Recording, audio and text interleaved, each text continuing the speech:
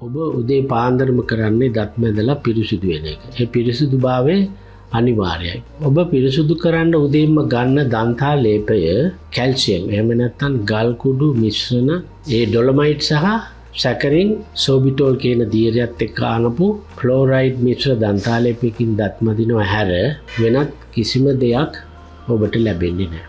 එම දන්තා ලේප වලින් දත් මදින්න අවුරුදු 30 35 පැනනහම ඔබේ දත්වල ඇනමලේ ගෙවිලා.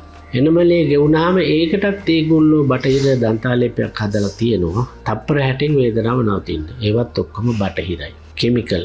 ගිලුනොත් සිරුරේ මුළු ඉන්ද්‍රියම්ම අඩපණ කරනවා. දැන් මෑතක සොයාගෙන තියෙනවා ෆ්ලෝරයිඩ් කුඩා දරුවන්ගේ මොළයට හානි කරනවා කියලා. ඉතින් මේ වාගෙන් දන්තා ලේප මදින අවධියක තමයි අපේ සෙන්සොකියෝ කියන දන්තා ලේප ඉදිරිපත් කළේ මහජනතාවට යම්කිසි ගුණයක් ලබා දීමට. ඔබ දත් මදිනකොට මේකෙන් දත් මැදෙන්නේ ඖෂධීය තෙලක් එක්ක.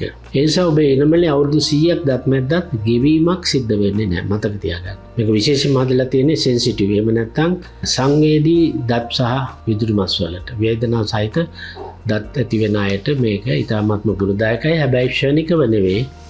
සතියක් දෙකක් තුනක් මැද්දාම තමයි මේකේ ගුණ ලැබෙන්නේ. මේකෙන් ලැබෙන ගුණය ජීවිත කාලයටම. ස්නායු නොමරා ස්නායු සුවපත් කරන ඉතාමත්ම ඖෂධීය ගුණයක් සහිත මෙන්න දන්තා ලේපය පාවිච්චි කරලා බලන්න. ඔබටම දැනේ මේ ගුණ.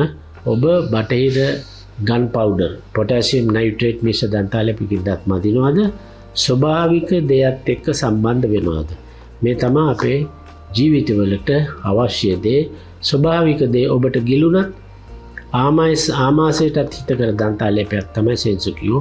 ඒ නිසා කුඩා දරුවන්ගේ ඉඳලා මුළු පවුලටම හුරු කරන්න මේ දිව්‍ය ඖෂධයක් වේවි.